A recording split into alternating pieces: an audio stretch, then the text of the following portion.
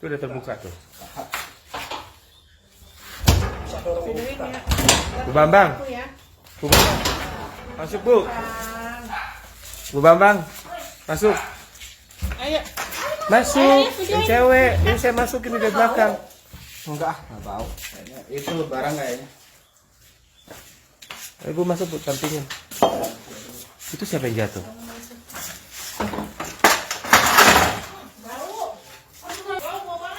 Ya Tuhan Ya, tolong. dibuka aja. Dibuka aja pintunya. Tuhan tolong.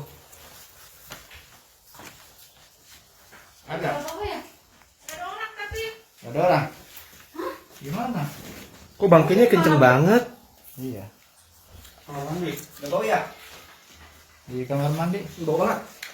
Ada ini. Aduh, kenapa ya? Kenapa? Oh ya Allah. Udah. Opa, dua-duanya. Oh, Itu apa? Oh Tuhan tolong. Tuhan tolong.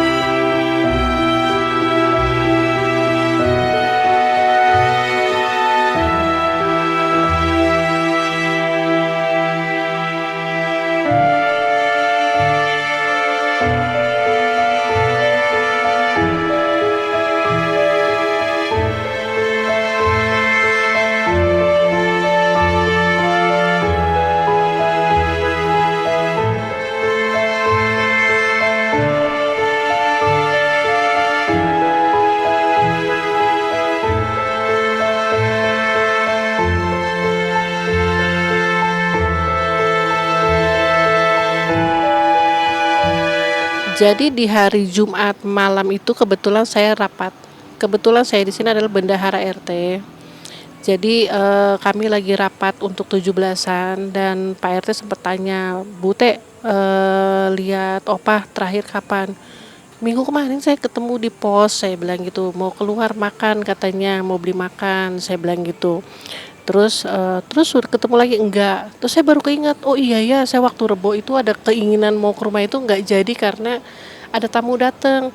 Emang kenapa Pak RT? Saya tanya begitu. Saya mau ke sana dulu. Nah, disitulah Pak RT beserta Pak Iksan itu ngecek rumah tersebut gitu.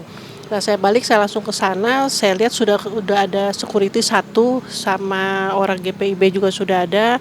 Terus saya bilang, kenapa nih? Iya, kita mau lihat Opah di dalam. Dan akhirnya karena saya memegang nomor handphone adik dari Opah ini, jadi saya coba telepon, saya izin karena kan kita tidak mau disalahi, kita membongkar. Saya izin untuk membuka, mendobrak rumah, saya pintu rumah, saya bilang gitu.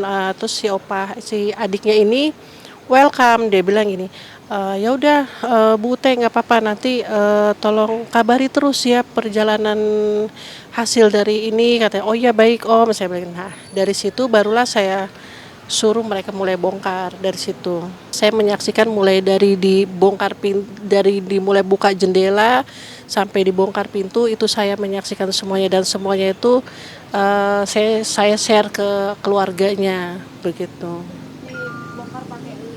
Pakai linggis, betul. Jadi begitu kebongkar itu kita sempat semliwir, cium bau. Nah, yang lain pada nggak mau maju, jadi saya pikir kalau saya nggak maju nih nggak selesai nih, begitu kan. Akhirnya saya maju, saya coba lihat di dapur dulu. Yang pertama saya tengok ke dapur, dan itu ternyata dapur aman. Terus saya tengok ke kamar, itu awal saya masuk tidak ada. Saya entah karena saya ngeblank, capek, atau karena aduh saya sendirian nih seperti itu kan. Terus saya lihat nggak ada, terus saya ke kamar mandi gitu. Kamar mandi saya buka, takut jatuh di kamar mandi. Begitu saya buka kamar mandi itu memang baunya bau banget gitu kan. Lah, lalu saya coba masukin ke kamar, saya lihat kakinya opa. Mukanya sudah mulai dari perut sampai itu udah hitam. Nah, saya coba masuk, saya mau lihat yang oma, ternyata si oma itu sudah posisi kaki kiri ditekuk, terus si kepala sudah di bawah. Jadi dia posisi di kiri, di samping tempat tidur. Jadi sudah mengambang gitu di samping. Jadi sudah menjatuhkan diri gitu. Dan memang di video itu tidak ke-shoot karena posisinya kan mungkin saya menghalangi atau gimana, dan posisinya juga susah untuk mengambil gambar ke situ karena posisi kepalanya sudah menggelantung begitu. Sama di tempat tidur yang sama di sebelah kiri, dan si oma itu kakinya ketukuk itu, yang kepala ke bawah itu ada posisi oma. Kalau posisi opa itu tidur telentang begitu ya, dan posisinya sudah hitam. Dari kepolisian bilang nggak, ini bisa dari cairan tubuhnya yang semakin membusuk gitu. Asumsi saya itu murni sakit begitu. Kalau oma nggak stroke, yang saya tahu nama sakitnya itu yang melumpuhkan saraf-saraf kaki seperti itu. Mengajak pengurus untuk ngecek ulang rumah karena dia sudah mencium ada bau-bau yang tidak sedap di tempat itu. Akhirnya ditemani oleh pengurus, ditemani juga dengan pengurus di salah satu gereja untuk mengecek langsung di tempat kejadian gitu. Dan ketika membuka paksa pintu, akhirnya mereka menemukan bahwa kondisi opa dan oma ini sudah dalam keadaan membusuk. Kalau untuk prosedur, yang pastinya dari tim forensik sendiri dia melakukan olah TKP dulu, dan untuk memastikan apakah ada tindak pidana atau tidak di tempat kejadian. Dan setelah mereka memastikan bahwa memang tidak ada tindak pidana di sana, mereka segera menginstruksikan mobil ambulans untuk membawa jenazah opa dan oma ini ke rumah sakit umum untuk segera dilakukan otopsi dan menunggu tindakan selanjutnya seperti itu. Setelah evakuasi selesai dilakukan, kita bawa ke RSUD sesuai dengan arahan dari pihak kepolisian. Lalu di sana dari pihak gereja ya, jemaat gereja juga kebetulan punya kontaknya juga, menghubungi yang bersangkutan. Baru di situ ada respon. Dan beliau anak bungsu dari almarhum itu hadir di pemakaman di TPU itu sore lah ya, sebelum peti udah masuk ke sudah masuk ke liang lahat gitu kan. Tapi masih firman dari pendeta itu belum ditutup oleh tanah, tapi peti masih kelihatan gitu. Tapi udah tinggal menunggu proses penguburan sebenarnya. Yang saya tahu opah ini adalah pelayaran. Ya. Terus yang saya tahu bukan nakoda, dia pelayaran orang ya, bukan barang dan bukan minyak gitu. Dan dia juga pernah jadi dosen yang saya tahu. Dan kalau omahnya ini adalah pemain voli nasional. Jadi dia itu adalah atlet. Makanya waktu saya pertama kali ketemu, saya bilang, "Oma, kayaknya saya nggak asing lihat oma ini." Nah, iya, saya itu kan pemain voli gitu, nasional, saya atlet. Oh, iya pantas, saya bilang, saya nggak asing lihat oma, saya bilang. Nah, dia yang bilang seperti itu. Tinggal berdua. Oma sendiri dikarenakan ada keterbatasan fisik, oma memang untuk beraktivitas di luar itu udah nggak pernah lagi. Cuman yang sering bertemu dengan saya maupun dengan warga yang lain itu adalah opa gitu. Walaupun dengan kondisi fisiknya juga yang udah menua gitu. Cuman yang sering ketemu dengan kami hanya opa aja. Kalau untuk itu, iya memang dari semenjak saya menjadi RT di sini, saya belum pernah komunikasi langsung gitu. Dan saya juga belum pernah melihat kunjungan dari anaknya ke rumah opa sama oma. Kalau oma nggak stroke, yang saya tahu nama sakitnya itu yang melumpuhkan saraf-saraf kaki seperti itu. Ya, masih bisa jalan namun pelan ya, karena faktor usia ya, dan sangat kecil sekali opa, kurus begitu.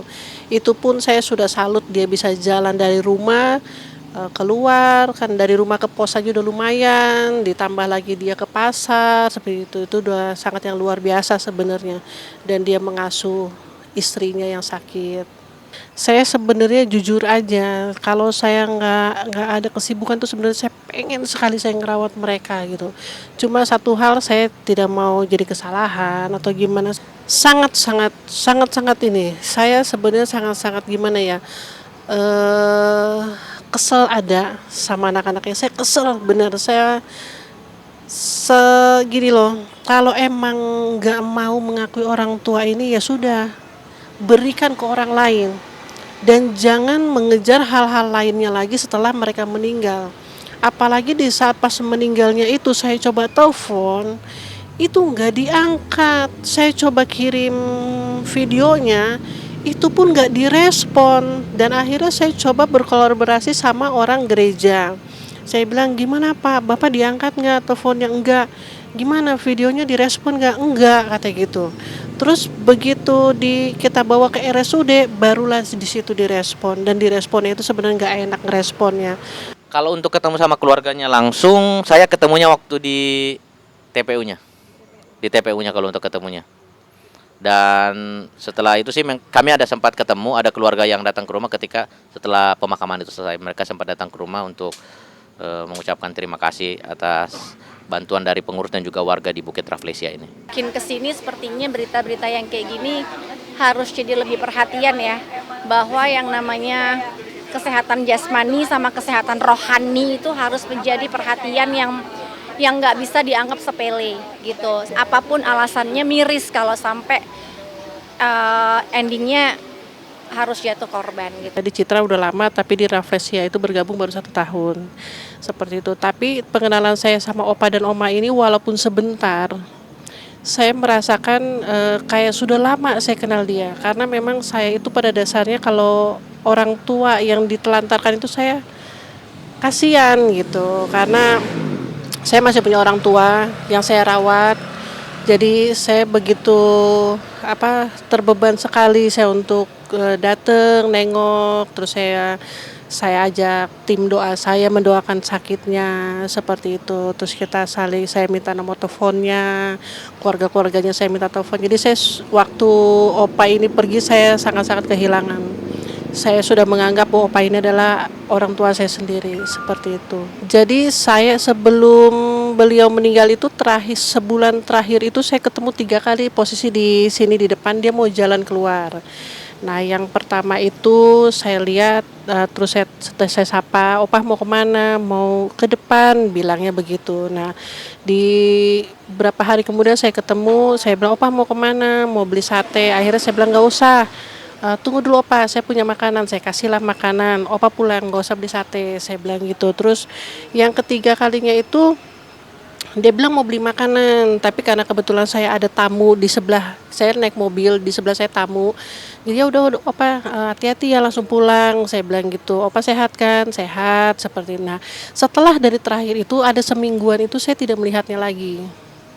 Saya tidak melihatnya lagi. Biasa saya selalu ketemu di sini di jalan begitu. Kalau saya sampai ngajak teman-teman pelayanan saya untuk, ayo kita ada satu Opa dan Oma di sana, kita tengok yuk tiap hari, kita kasih makanan, kita hibur, kita ajak ngobrol seperti itu. Kalau dari informasi yang saya dapat, Opa sama Oma punya 3 orang putra. Kalau untuk yang pernah ketemu sama saya langsung, mohon maaf, sampai kejadian ini belum ada. Jadi saya untuk pertama kalinya bertemu dengan anak bungsu dari Opa dan Oma ini setelah Opa dan Oma ini disemayamkan. Yang duanya sebelum kejadian ini saya belum pernah bertemu, dan mereka sih memang sempat ingin bertemu ya, cuman dikarenakan kondisi pekerjaan dan juga aktivitas lain, saya nggak sempat ketemu sama anak yang pertama dan yang kedua gitu. Jadi saya hanya sempat ketemu sama anak yang ketiganya aja.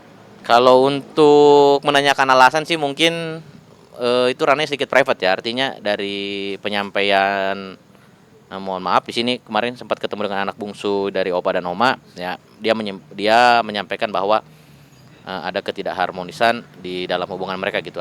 Tetapi itu menjadi ranah private-nya mereka lah. Saya hanya mengetahui bahwa ya mungkin mereka sedang tidak dalam hubungan yang baik seperti itu sih. Kalau iya sih, saya artinya terlepas dari kejadian ini ya, hikmah yang bisa saya ambil bahwa ya Opa sama Oma itu hidup semati sih. Jika saya menjadi seorang anak adalah bagaimana merawat orang tua di usia tuanya gitu. Dan kalau sebagai pengurus artinya saya bisa ngasih saran dan pesan, kalau memang orang tua itu kita rasa memang sudah tidak bisa melakukan aktivitasnya sendiri, kalau bisa didampingi lah tinggalnya. Dan kalau memang kesulitan karena bekerja apa, kalau bisa nggak ada salahnya kita untuk ya mungkin ditemani oleh ART ataupun keluarga yang lain. Jangan sampai orang tua itu apalagi dalam kondisi yang udah kondisi sakit ataupun lansia itu dibiarkan tinggal hanya berdua gitu. Ya mungkin sih itu aja sih kalau dari kami. Buat anak-anaknya, kalian itu nanti akan mengalami masa tua. Ingatlah bahwa di dunia ini ada hukum tabur tuai.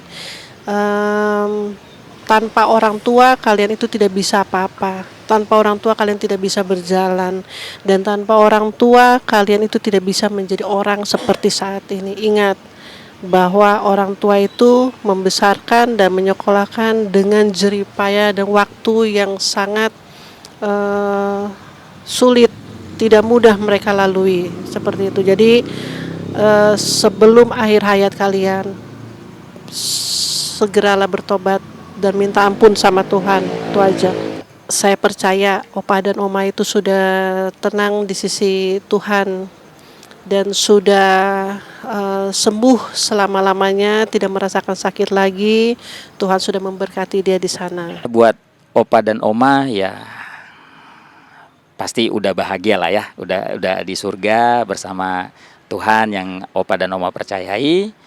Ya Opa dan Oma sudah terlepas dari segala penderitaan ketika di dunia, sudah terlepas dari segala sakit, penyakit yang mungkin menyulitkan selama ini di sini. Ya, Opa dan Oma sudah tenang di sana. Menanggapi tentang video itu miris banget ya, miris banget.